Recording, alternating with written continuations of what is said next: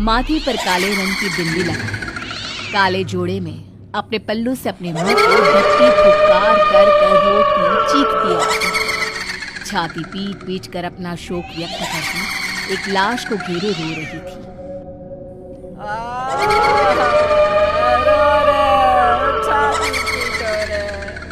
ठकुराया तेरी बेटी गई है, रोना कैसी माँ है। ठाकुर साहब बोलो, कुछ तो बोलो था। अरे ऐसे बूथ बनकर रहेगी तो ये दर्द तुम्हारे सीने में ही रह जाएगा। रो रो कर इसे निकाल दे ठकुराइन।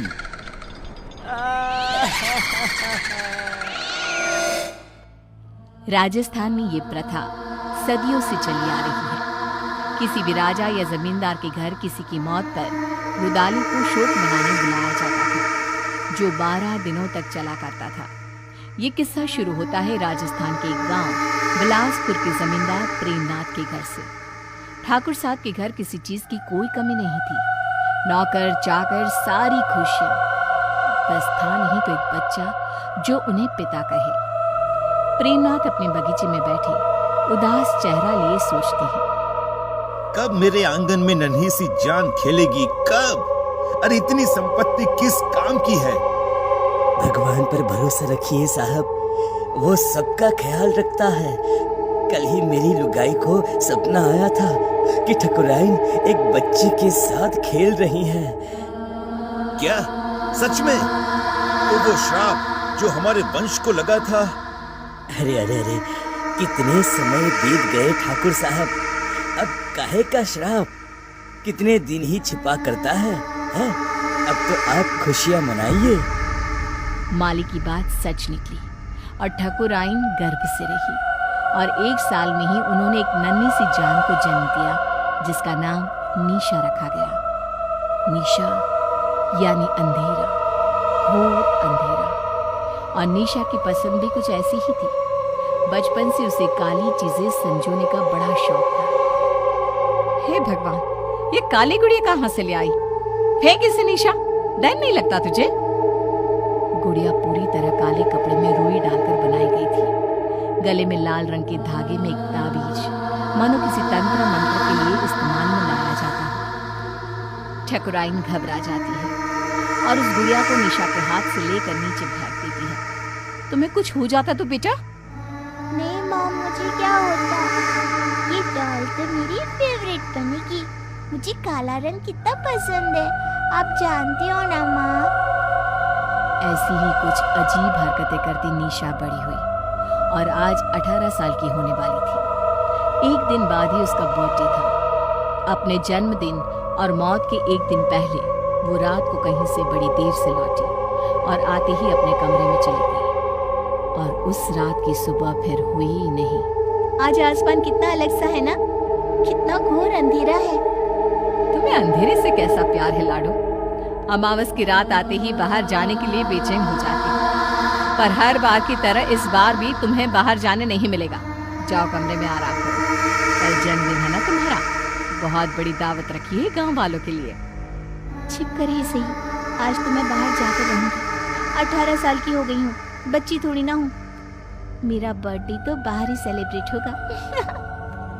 ठीक 12 बजे निशा छिपकर बाहर चली जाती है और सबके सोने के बाद वापस लौटकर सीधे अपने कमरे में जाकर लाश की तरह बिस्तर पर गिरती है और एकटक खिड़की के बाहर ही देखती रहती है, मानो कोई बाहर आसमान से उसे देख रहा हो।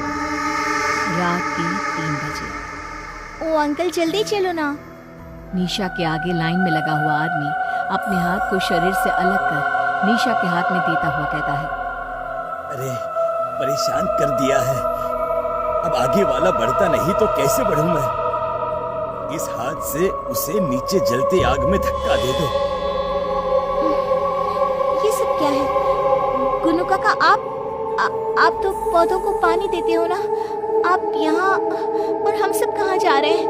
और आपके हाथ कैसे कटे? यहाँ कोई किसी का मालिक नहीं और कोई किसी का नौकर नहीं छोटी मालकिन। मौत के बाद तो सब बराबर है, सब। काश अपनी बेटी से जीते ही मिल पाते हम। कोई नहीं, तुम मेरे पास आ गई। खैर, देखो हम मर चुके हैं। कल रात ही तुमने भी दुनिया को अलविदा कह दिया। अब तक तो तुम्हारे शरीर को जलाने की तैयारी भी शुरू हो गई होगी। रात को तो मैं घर पर अपने बिस्तर पर लेटी हुई थी। फिर क्या हुआ? काका, ये सब क्या है? मैं सपना देख रही हूँ ना, मुझे वापस जाना है। निशा चारों तरफ देखती है। चारों ओर भूत पिशाच तड़प रहे थे। हमें जाने दो। जल्दी हो गई। काका, काका, मुझे बहुत डर लग रहा है काका। कुछ आत्माएं स्वर्ग और नर्क के बीच में फंसी रह जाती है। ये वही दुनिया है, प्रेत लोग। अब पता नहीं कब तक यहाँ रहना होगा। काका, मुझे बचा लो प्लीज। माली अचानक पीछे पलटता है और निशा को नीचे जलती आग में धक्का दे देता है।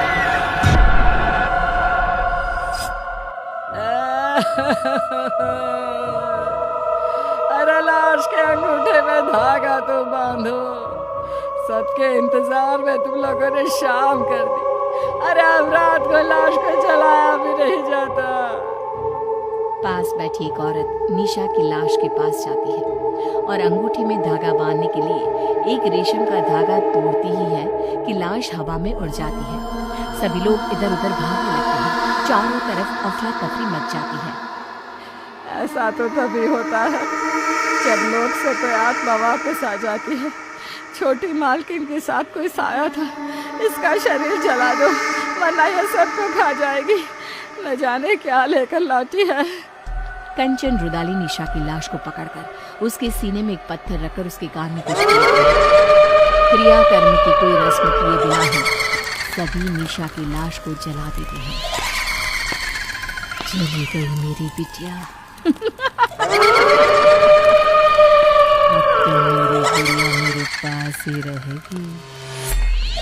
आखिर क्यों प्रेमनाथ के मालिक ने प्रेत लोक से निशा को बचाया? उस अमावस की रात क्या हुआ था? कंचन ने कैसे उसे अपने बस में किया? जानने के लिए देखिए कंचन रुदाली पार्ट 2।